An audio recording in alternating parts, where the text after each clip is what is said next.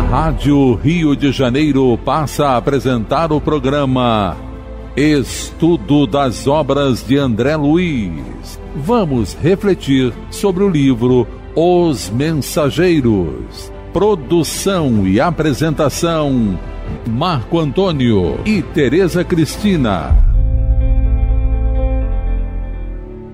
Amigos ouvintes da emissora da Fraternidade, Rádio Rio de Janeiro, novamente aqui estamos com a permissão de Jesus para darmos continuidade ao estudo da obra Os Mensageiros, obra que foi ditada pelo Espírito André Luiz e que foi psicografada pelas mãos abençoadas de Francisco Cândido Xavier. Olá, caros ouvintes da Rádio Rio de Janeiro, vamos começar o nosso estudo. Estamos no capítulo 10 do livro Os Mensageiros, a experiência de Joel. Lembrando que o Joel é um médium que foi preparado em nosso lar com a tarefa de, aqui na Terra, trabalhar com Jesus. E a mediunidade com Jesus é para consolar os aflitos e necessitados, esclarecer as pessoas.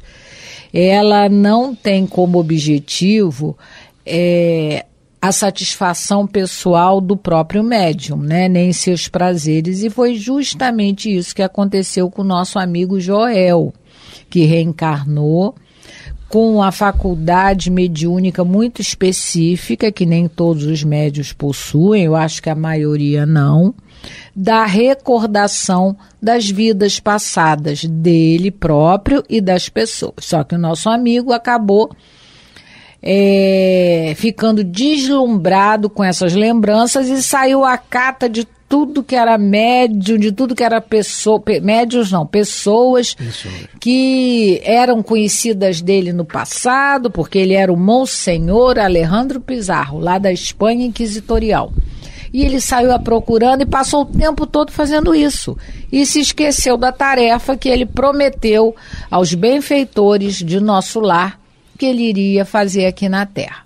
Só que nós vimos no programa passado, e ele mesmo conta, que ele perdeu a oportunidade bendita. E o pior é que ele ficou num estado de alucinação muito grande. Por quê? Ele só vivia lá pensando no passado, mas ele tinha que viver o presente também. Então, com certeza, ele misturou, vamos dizer assim, as estações.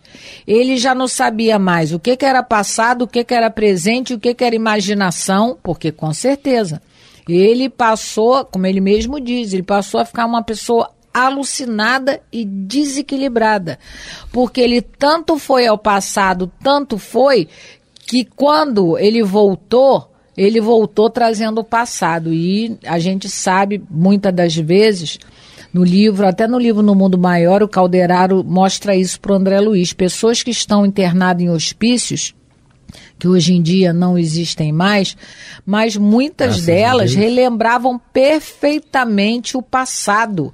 E por isso elas estavam lá trancafiadas, porque uma achava que era uma condessa marquesa lá da época de Dom Pedro II, o outro, a outra, quando lembrava do marido, ela sabia que o marido era um inimigo do passado, porque ela lembrava do passado dela. Ela ficava desesperada quando o marido vinha vê-la, ela piorava a situação dela. Então a gente sabe que essa recordação, quando ela vem por si só, muitas das vezes é uma expiação. A Dona Ivone sofreu muito porque lembrava do passado dela. Não aceitava o pai dessa encarnação como sendo o verdadeiro pai dela. Ela não pedia bênção a ele, aí apanhava, imagina, né? Ela nasceu no começo de 1900.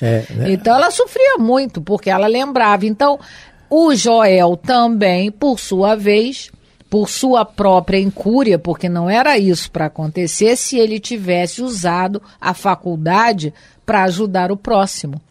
Como ele não fez isso, ele acabou misturando passado, presente e imaginação, ele chega ao mundo espiritual perturbado, não é? Então a gente vai começar a ler a partir, perdi ao final do parágrafo 21. A gente já leu, mas vamos reler de novo. Perdi a oportunidade bendita de redenção. E o pior é o estado de alucinação em que vivo. Então, Com o meu erro, a mente desequilibrou-se e as perturbações psíquicas constituem doloroso martírio. Estou sendo submetido... Não, mas aí você não quer comentar? Aí. Pois é. Então, como a Tereza lembrou, no programa passado, ele falou, a gente terminou estudando o que ele disse sobre recordando para edificar alguma coisa de útil. E daí, ele não fez e veio o estado de alucinação em que ele vive, né?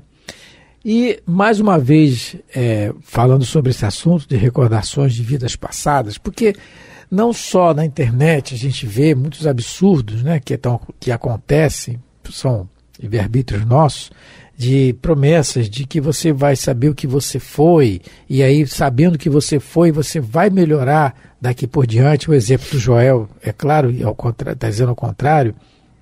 E apesar que foi dado a ele esse poder, né, entre aspas, para que ele passasse por isso, mas ele não conseguiu.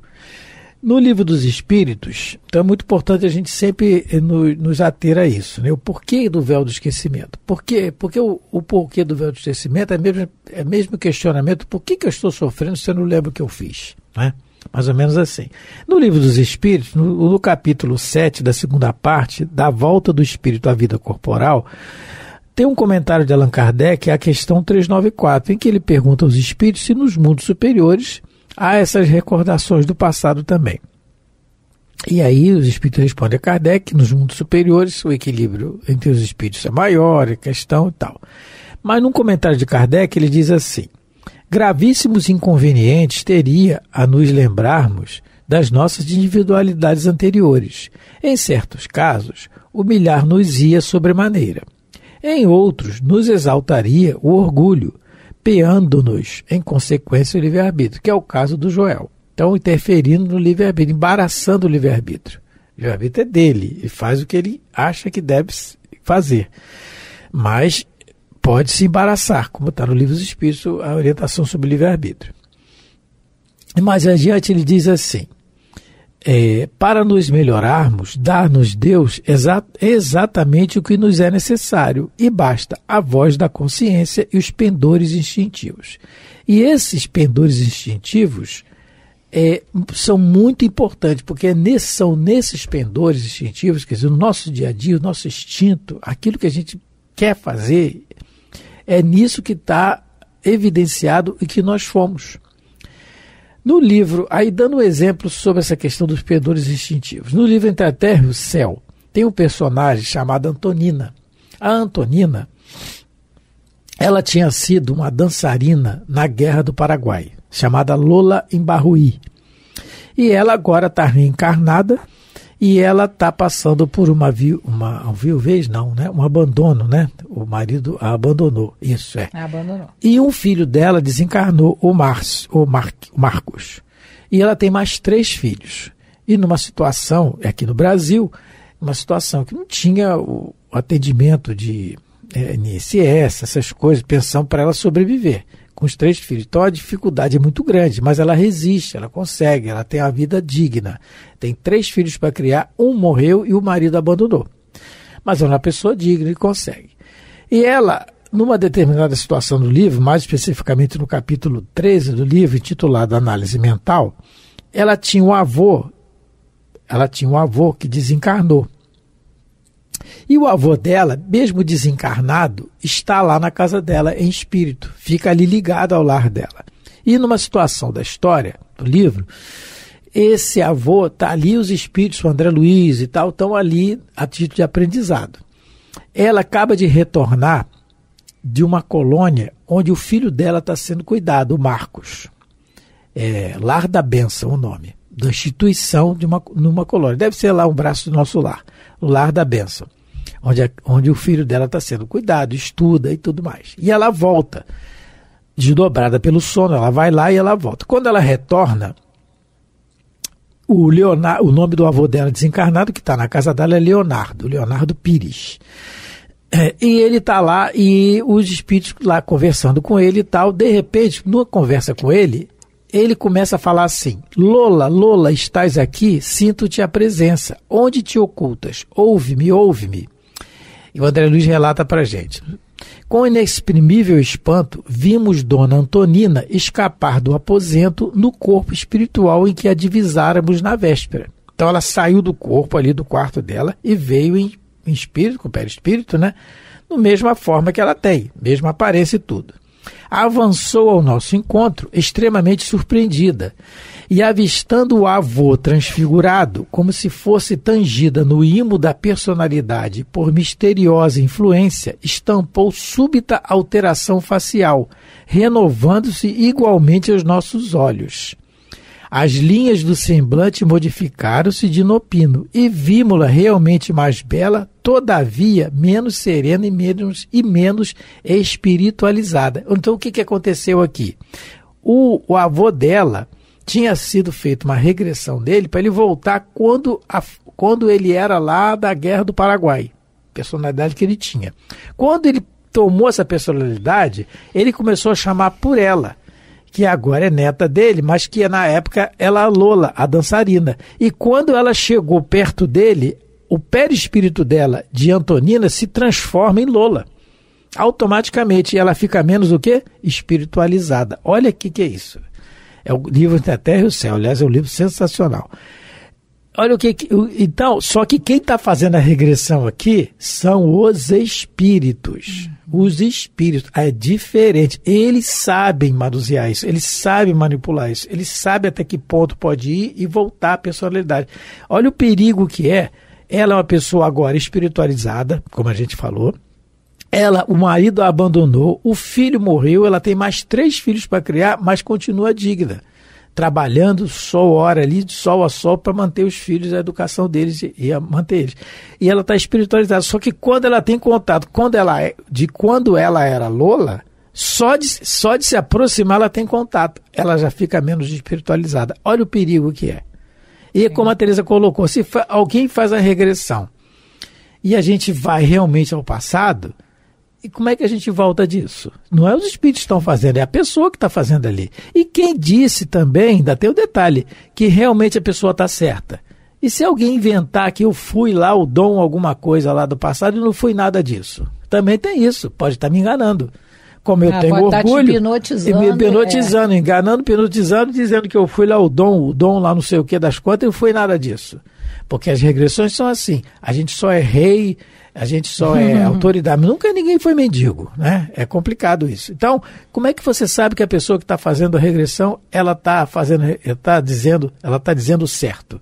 Os espíritos podem estar intuindo a ela, malfeitores, espíritos brincalhões, etc., a fazer daquilo ali um circo, uma palhaçada. Então, isso é muito complicado. Se tiver que acontecer, vai acontecer como está acontecendo com a Antonina. Você é desdobrado pelo sono, você é feita a regressão em você, mas os espíritos bons estão fazendo. É diferente. E aí ele continua: estou sendo submetido a tratamento magnético de longo tempo, porque ele chegou totalmente perturbado a nosso lar. Nesse momento, porém, o interlocutor empalideceu de súbito. Os olhos desmesuradamente abertos vagavam como se fixassem quadros impressionantes, muito longe da nossa perspectiva. Depois cambaleou, mas Vicente o amparou de pronto. E passando-lhe a destra na fronte, murmurava em voz firme: Joel, Joel, não se entregue às impressões do passado, volte ao presente de Deus. Olha só que coisa bonita esse trocadilho aqui do André Luiz. Muito bom. O presente, porque presente tem 2 significados. Tem o significado de tempo e tem o significado de dádiva. E ele aqui quer dizer as 2 coisas, que o tempo de hoje é um presente, é uma dádiva. Então, que ele deixa o passado para lá. Por isso que se chama presente. Né? Por isso que é presente. Eu acho que é o Emmanuel que diz que a reencarnação é o perdão de Deus para nós, para cada um de nós. É como se ele nos desse um presente, uma nova oportunidade de refazer caminhos. Então, aí o Vicente fala: Joel, volte ao presente de Deus. Quer dizer, volte para aqui e agora, porque aqui e agora é o local e o tempo melhor para cada um de nós. Então, por mais que nós tenhamos até a curiosidade de saber quem fomos, mas se essa lembrança não voltar espontânea, você forçar que essas lembranças ocorram, né, no caso, se nós forçarmos essas lembranças, nós poderemos, de alguma maneira, ficar mais traumatizados do que já estamos. Porque o que importa é o agora. Então, essa orientação do Vicente para o Joel é uma orientação para todos nós. Principalmente para nós, os espíritas, que sabemos, né, que acreditamos das nossas vidas pretéritas, que a gente não fique tão preocupado com isso, porque o que a gente foi, a gente ainda traz tendências morais, porque, lógico, as posições, elas mudam. Tem encarnações que nós vamos experimentar a prova da riqueza, e já experimentamos as provas do poder temporal, já experimentamos a prova da miséria, da pobreza, da remediação a nível financeiro. Então, todos nós, com certeza, a maioria da humanidade da Terra já experimentou várias situações, mas a que é mais importante é a de hoje, é essa que vai fazer a diferença, porque conforme a gente agir nessa encarnação, é o que a gente está plantando para o nosso futuro. Então, qual é a encarnação mais importante? É a que passou ou é a de agora? É a de agora, porque essa de agora, ela vai poder nos arremessar para situações muito melhores ou parecidas, e Deus nos livre e guarde, piores, não é? No livro Memórias de um Suicida, que ontem eu reli essa passagem, né, que eu falei com vocês, do capítulo 9, e também um outro capítulo que conta a história do Amadeu Ferrari. É uma coisa linda, a oportunidade da reencarnação, porque o pai do Amadeu Ferrari, o Rômulo Ferrari, era um italiano, que veio para o Brasil com toda a luta, criou família, e ele desencarna, né, e o filho, quando o pai desencarna, o filho fica sozinho e comete a loucura do roubo no banco. E depois, nessa regressão de memória, é mostrada para ele que ele foi um senhor de escravos. E ele, como senhor de escravos, era rico. Ele separava mãe de filha, pai de filho. E ele reencarna para resgatar isso. Só que aparece nele um câncer na garganta e uma suspeita de câncer. Ele se desespera, já tinha cometido o roubo, porque não se conformava em ser pobre, né? Ele ainda tinha aquela vontade da riqueza, e o câncer era a oportunidade dele resgatar, porque ele queimava a língua dos escravos, para os escravos não se falarem. E esse pai dele hoje, o Rômulo, né, dessa encarnação que ele foi Amadeu Ferrari, era o escravo que ele mais maltratou e acabou levando à morte. Uhum. E aí lá no livro diz o seguinte, que esse senhor que era escravo, é até muito interessante o Camilo colocar isso, para a gente não achar que os escravos eram espíritos primitivos, muito pelo contrário. Não. Lá ele fala que muitos eram romanos poderosos reencarnados que se arrependeram do que fizeram, como o próprio como o próprio Rômulo Ferrari, que era o pai do Amadeu Ferrari.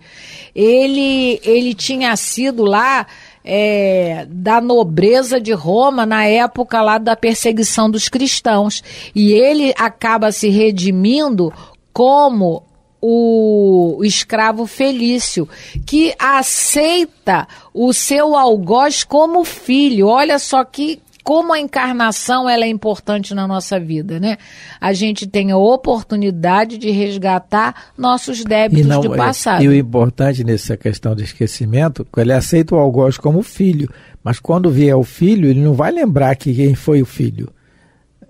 Porque é isso que acontece nas famílias. É isso que o Emmanuel nos diz, quando ele fala assim, olha, não nos esqueçamos de que o passado fala em voz alta no presente. Como é que é isso? Como é que o passado fala? Se fala em voz alta, porque dá para a gente escutar. Ele fala como?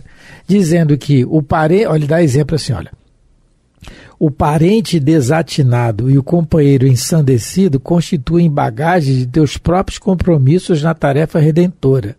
Longe de serem fardos desagradáveis, são ferramentas benditas. Eu estou rindo porque é difícil, a gente entende. São ferramentas benditas que te limam a alma e oportunidades preciosas para que as tuas virtudes se manifestem. E os amargos impedimentos te constringem e atormentam o próprio espírito, acalma-te e recebe nos grilhões que te aborrecem e fere o socorro do céu a ti mesmo, a fim de que, laborando no próprio reajuste, não retornes amanhã à vida livre com as chagas e as viciações que te marcaram ainda ontem. Então ele está dizendo que tudo aquilo que vem, o companheiro ensandecido, o parente desatinado, se nós temos que tratar eles como ferramentas benditas, fomos nós que levamos ele àquela situação. Nada mais justo do que nós consertarmos a situação. É isso que está nos exemplos do livro. É o passado se cantando aí no presente, falando em voz alta no presente. Então, voltando aqui, vamos voltar, né? Nós estamos terminando o capítulo com a graça de Deus. Vamos repetir o que ele diz para o Joel. Joel, não se entregue às impressões do passado. Volte ao presente de Deus. Profundamente admirado, notei que o convalescente regressava à expressão normal, esfregando os olhos. Se ele estivesse encarnado, provavelmente ele estava abrigado em algum hospício, não é? Porque ele já tinha recebido vários tratamentos, porque ele disse aqui pra gente, né? Ele disse que ele tomou, né, alguns passes. Eu não sei onde é que ele diz isso aqui no capítulo, mas ele fala que ele recebeu ajuda magnética para poder... tá aqui.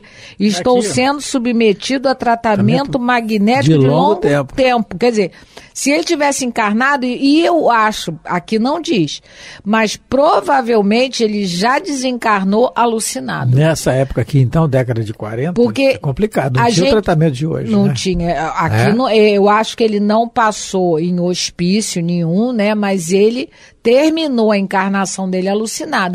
Porque a morte, ela só nos transfere de vibração. A gente vai acordar do outro lado pensando o que pensava quando estava aqui encarnado. Do outro lado que eu digo, no mundo espiritual.